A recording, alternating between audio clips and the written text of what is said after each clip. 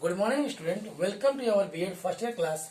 आज की कक्षा में शिक्षा की अवधारणा के तहत भारतीय संस्कृति, विरासत एवं शिक्षा को हम पढ़ेंगे। देखिए, भारतीय विचारकों ने विकास के आध्यात्मिक पक्ष पर विशेष बल दिया है। अतः भारतीय प्रांगण या प्रसंग में शिक्षा द्वारा विकास में आध्यात्मिक पक्ष में भी सम्मानित होना चाहिए। या विद्या या विमुखे, अर्थात जिससे मुक्ति मिले वही विद्या है। निम्नलिखित भारतीय शिक्षा शास्त्रियों ने के मत में शिक्षा के आध्यात्मिक पक्ष पर बल दिया है। विवेकानंद के अनुसार मनुष्य की आंतरिक पूर्णता को अभिव्यक्त करना ही शिक्षा है,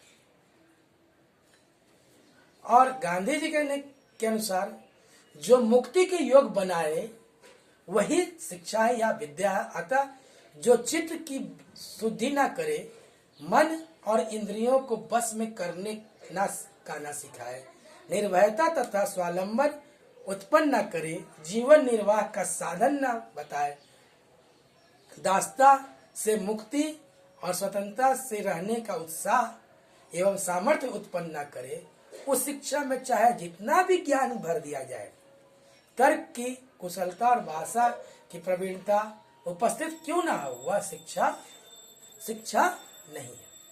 उसी प्रकार पिछली कक्षा में भी हम बोले थे, रविन्द्रनाथ टैगोर ने शिक्षा मस्तिष्क को अंतिम सत्य खोजने के योग बनाती है, जो सत्य हमें पार्थिव बंधनों से मुक्त करता है और हमें वह धन देता है जो सांस्कृतिक वस्तु से नहीं बल्कि आंतरिक प्रकाश है, जो शक्ति नहीं बल्कि प्रेम है, और जिसके कारण मानव उस सत्य को अपना बना लेता है और उसे उस ढंग से प्रकट करता है।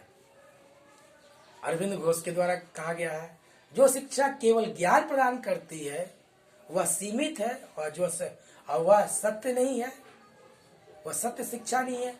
सच्ची शिक्षा वही है जो मानव का आध्यात्मिक विकास करती है, व्यक्ति की चेतना का परम सत्ता के योग कराती है। अतः शिक्षा का अर्थ व्यक्ति का शारीरिक, मानसिक, आध्यात्मिक, व्यक्तिगत और सामाजिक, कह सकते हैं संक्षेप में सर्वांगीण विकास है। इसी संस्कृति के संरक्षण और विकास के लिए शिक्षा का महत्व निम्नलिखित बिंदुओं में स्पष्ट रहता है। पहला, व्यक्तित्व का विकास, सिंपल चीज है। दूसरा, योग नागरिकों का निर्माण। तीसरा, स्वाभाविक शक्तियों का विकास। अगला, मूल प्रवृत्तियों का नियंत्रण। अगला, चरित्र निर्माण। अब ये देखो, जो बातें हो रही है, ये किताब की तो बात लगती है कि ठीक है, सांस्कृतिक विरासत एवं शिक्षा की बात कर रहे हैं, लेकिन जो पिछली कक्षा में हम बताए थे वो एकदम सीरियस बताए थे, उसी को रिपीट करके तरह समझा रहे हैं। तो इसमें जो हमारा बात है वो रखने के लिए दोबारा क्यों किया गया, ऐसा क्यों हमने रखा है, इसको कोशिश कीजिए कि क्यों ऐसा हमने दोबारा बात की है।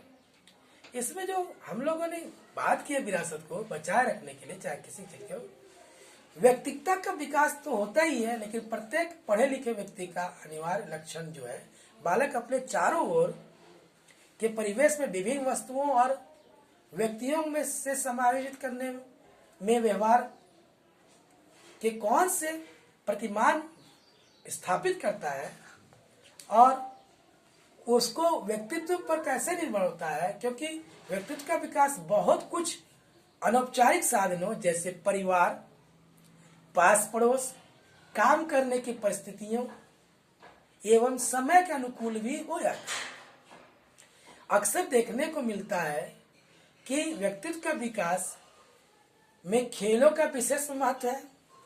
खेलों में बालकों के सामने नई नई परिस्थितियां आती है, उनका मुकाबला करने के लिए उनमें व्यक्तित्व को समृद्ध बनाया जाता है। विद्यालय में सामुदायिक जीवन में व्यक्तित्व के सामाजिक पहल का विकास होता है, या कह सकते पहलू का विकास होता है। व्यक्तित्व के विकास में सामाजिक रीति रिवाजों, परंपराओं, सामाजिक नियंत्रण के साधनों तथा संस्कृति का विशेष महत्व दिया जाता है। भिन्न भिन्न समाजों और संस्कृतियों में अलग अलग व्यक्तियों को देखा जाता है कि उसमें व्यक्तित्व में कहाँ कहाँ कैसे कैसे परिवर्तन पाए गए। विचारों को माना गया है कि अगर किसी समाज में जीवन की कल्पना ही नहीं कर सकते या अर्थ विहीन कर सकते हैं, जिन लोगों को सही से नागरिकता नहीं प्रदान किया या उनसे नागरिकता छीन ली जाए, तो अनेक प्रयास करके हम जीवन के अनेक प्रकार की कठिनाइयों को रोकने का प्रयास करते हैं। व्यक्ति और राज्य सब कहीं न कहीं संबंधित है। इस संबंध में व्यक्ति की स्थिति नागरिक की स्थिति कहलाती है। इसलिए राज्य अपने कर्तव्यों का पालन करते हुए व्यक्ति को नागरिकता की शिक्षा प्रदान करे। अगला जो हमारा पास है स्वाभाविक शक्तियों का विकास। व्यक्ति जो होता है जन्म से मृत्यु तक कुछ न कुछ शक्तियों को ग्रहण करता है और उसमें उत्पन्न होती है। शिक्षा का सबसे पहला काम जो होता है भिन्न भिन्न प्रकार के उत्तेजनाओं और अवसर उपस्थित करके बालक के विभिन्न जन्मजात शक्तियों जैसे कल्पना शक्ति, चिंतन शक्ति और भी बहुत सारी शक्तियां हैं, उनका विकास कर सके या कर सकते समुचित विकास करते हैं। शरीर की वृद्धि के साथ साथ मस्तिष्क में भी वृद्धि करे, किंतु जन्मजात शक्तियों के विकास के लिए इतना पर्याप्त नहीं है। कहा जाता है कि मस्तिष्क को इस्तेमाल ना किया जाए तो उसकी शक्तियां रह के भी क्या होती है, शक्तियां कम होने लगती है। किंतु शिक्षा की विधियों के लिए सबसे पहले शिशु के सामने विभिन्न प्रकार के उपकरण उपस्थित किया जाए, जिससे ज्ञानेंद्रियों को जागृत करने के लिए बच्चों को क्या देते हैं, हम लोग लेगो वगैरह देते हैं, बहुत सारे गेम दे देते हैं, वो खुद ही कड़ियों को जोड़ जोड़ के अपने कार्य को पूरा कर लेता है। तो उसी तरह से जो होता है हमारे पास जो है, और जो मेन है हमारा चरित्र का निर्माण। मनुष्य के चरित्र की नींव उसके जीवन के प्रथम कुछ वर्षों में ही पड़ जाती है।